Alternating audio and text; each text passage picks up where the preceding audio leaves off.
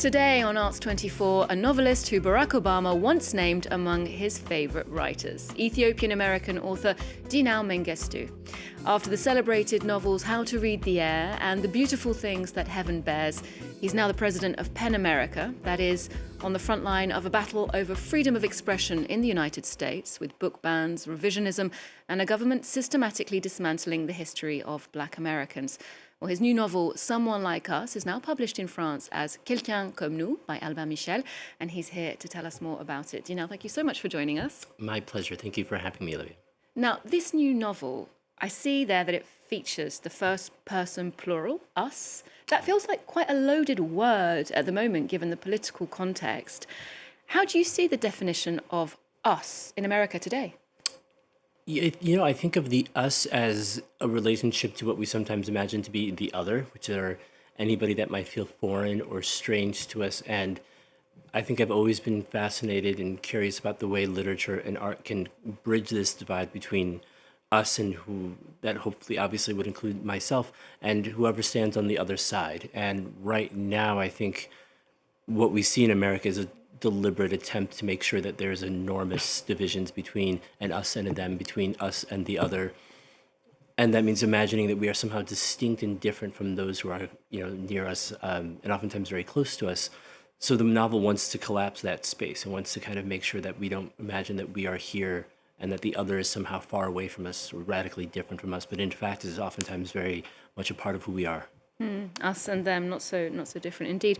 Well, America is a country at war today, with the strikes intensifying in the Middle East after President Trump took that decision to attack with Israel. How do you gauge public feeling about this time in the US?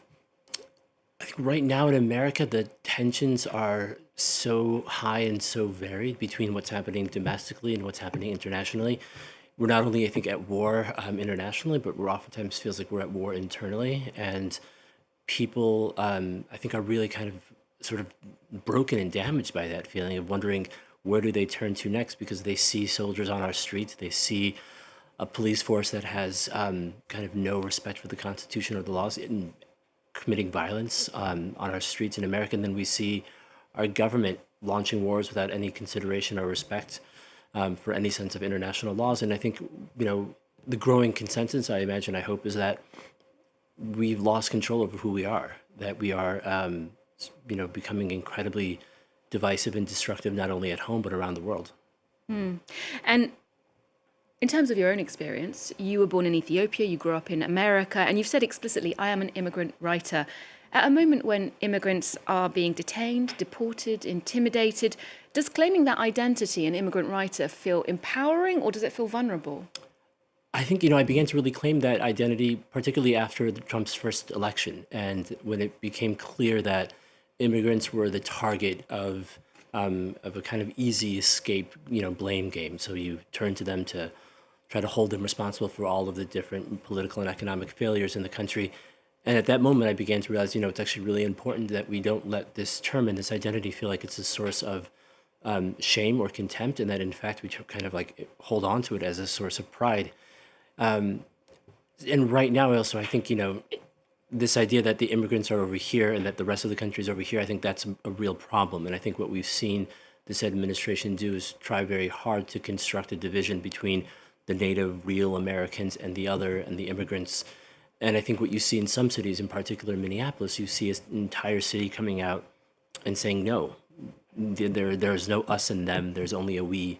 And you watch the city kind of gather and kind of do everything it can to protect all of its most, vulnerable communities. And this latest book, Someone Like Us, this is your fourth novel. Your first came out nearly 20 years ago. This book follows Mamouche, an Ethiopian-American living in Paris, as he returns to Washington, D.C., following the death of a sort of father figure. How much of that feeling of being caught between worlds, that is, between Paris and D.C., Ethiopian identity and American lifestyle, is drawn from your own experience? A fair amount. I mean, I've had the opportunity to live in Paris for significant periods of time. It still very much feels like home. We have family, we have very close friends here.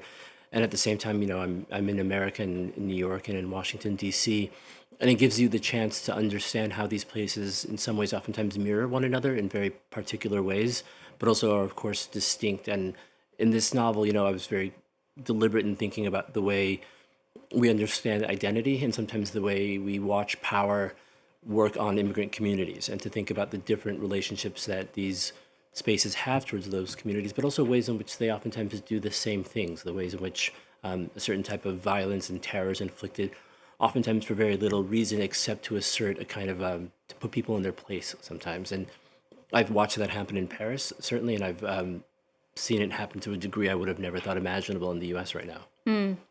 And of course, as well as your writing, you've taken over as president of PEN America at a very tense time in the organization's history. Its mission is to defend freedom of speech, support writers at risk, fight censorship. But last year, more than 10,000 books were removed from American schools in certain states. How do you respond to that, both in your capacity as the president of PEN and as a citizen?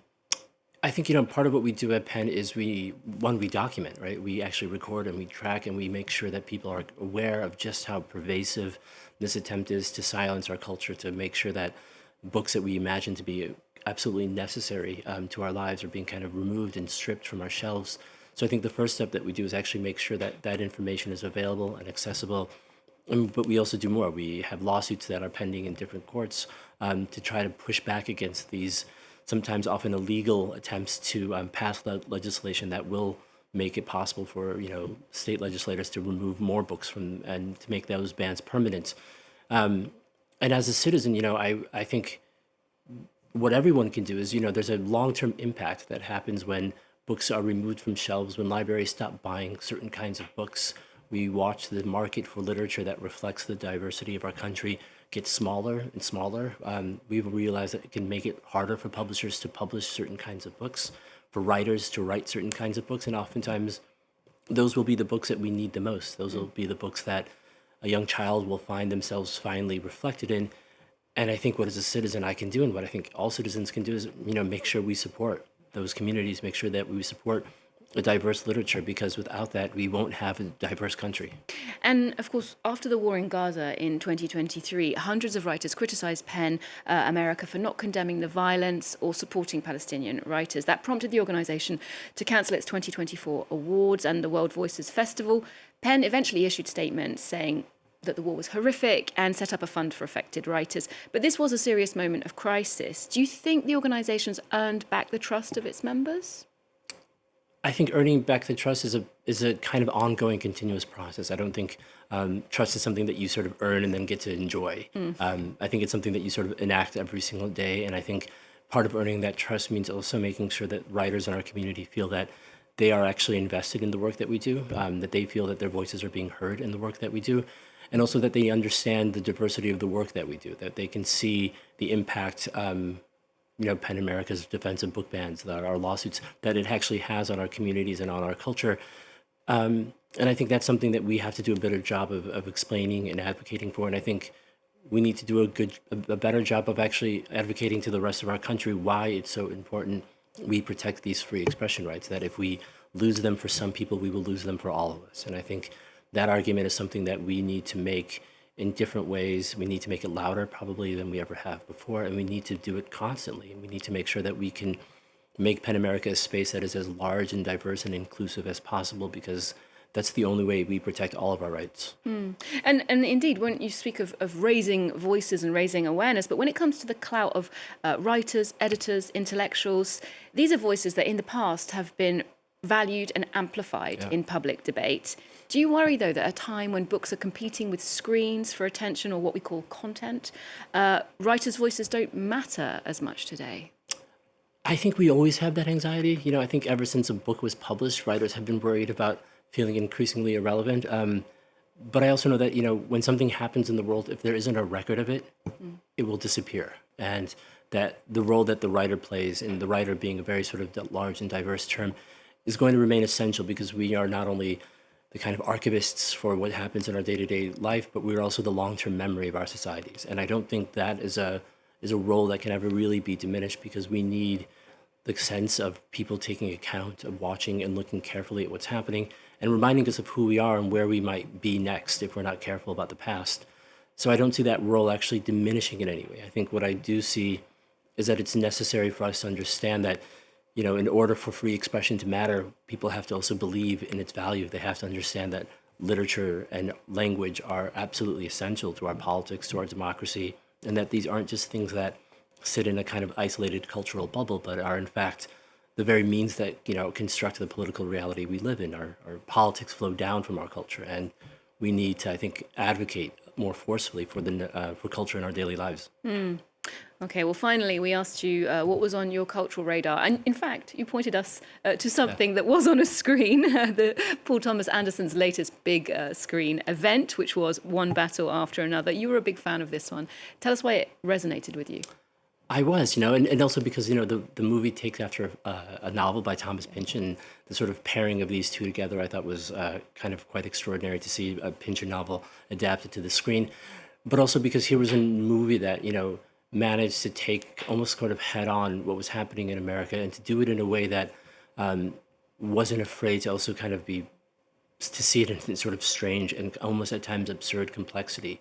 And in that way, it becomes larger than just this present moment, right? It's a movie that reminds us and obviously shows us the world as it is right now, but I think also will be just as relevant 10, 20, 30 years from now. It still remains a work of art and not a work of just politics. And for that, I think, it says it deserves the same place as the novel does in our lives. Well, thank you for the tip, Dinaw, and thank you so much for joining us today. Indeed, we'll leave you with a reminder of Leonardo DiCaprio's lovable loser character in that film, and a reminder that Dinaw Mengestu's Quelqu'un comme nous is published in France by Albert Michel and available in English from Penguin Random House. Otherwise, do see you next time here on Arts 24.